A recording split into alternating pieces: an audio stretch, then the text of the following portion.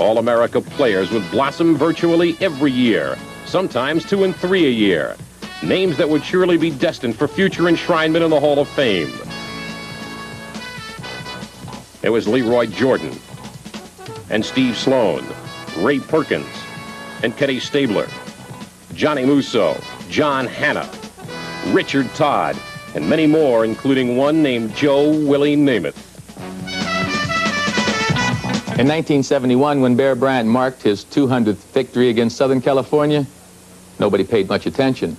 But by the time he had won his 250th game in 1975 against LSU, well, the dramatic concept started to emerge. This slow-moving man with the fierce inner fire might someday break Amos Alonzo Stagg's record of 314 victories. As Bryant and his Alabama teams collected their honors over the years, it also became obvious that there were many reasons for his success. His abilities as a teacher, his way of attracting and molding great assistant coaches, his tremendous talent as a recruiter, and his knack of dealing effectively with his players on a personal basis.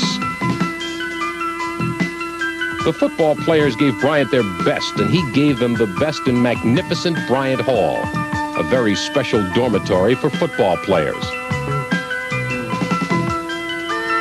And soon the man in the famous houndstooth hat was more than a football coach.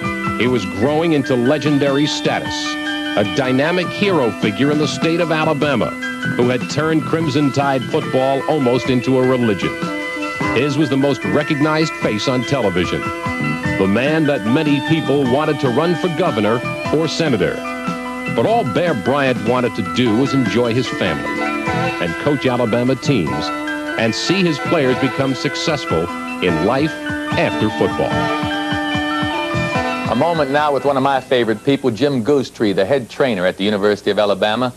He's known Coach Bryant from the first day there. Say, Goose, tell us, what was it like the first day you met Coach Bryant? Back in 1957, I had arrived here 3 months before Coach Bryant came, and when he was hired, I was a little apprehensive about whether or not I might be retained, and as it turned out, one day in January after a basketball trip, he and I passed in the hall, and I said, "Coach, I need to talk with you." He said, "Oh yeah, I've been wanting to talk with you too, Jim. Come on down to the office." And we went in his office that it had remodeled. Actually, 6 assistants had resided in that area, and he fixed it up into a conference room and into his office. And at that time, I thought, well, we're going to have a nice long chat, so I trailed him down the hall, and he walked into his office, sat down on the conference table, wheeled around, and looked me straight in the eye, and still, even sitting on the table, he towered over me and said, "Jim, I know more about you than you know about me." He said, "If I like you and you like me, after spring practice, you've got a job at Alabama as long as you want one." And for some reason or other, I just reacted and blurted out. I said, "Coach, I've already got 50% of that whipped. I better get out of here and go to work on the other half." So actually, that was our start.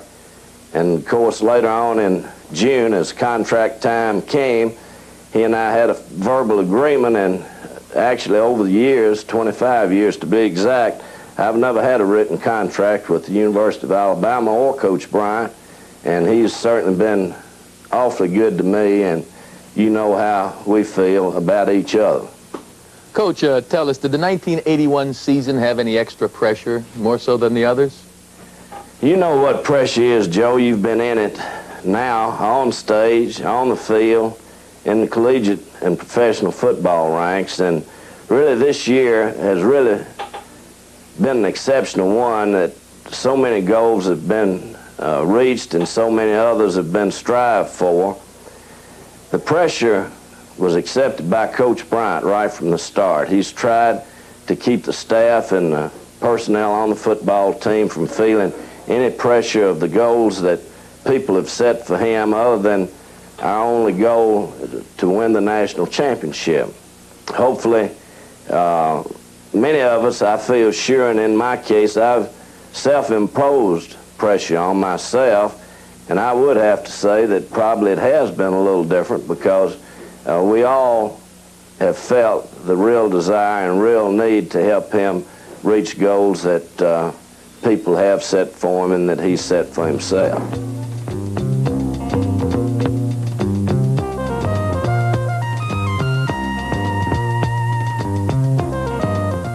Network control.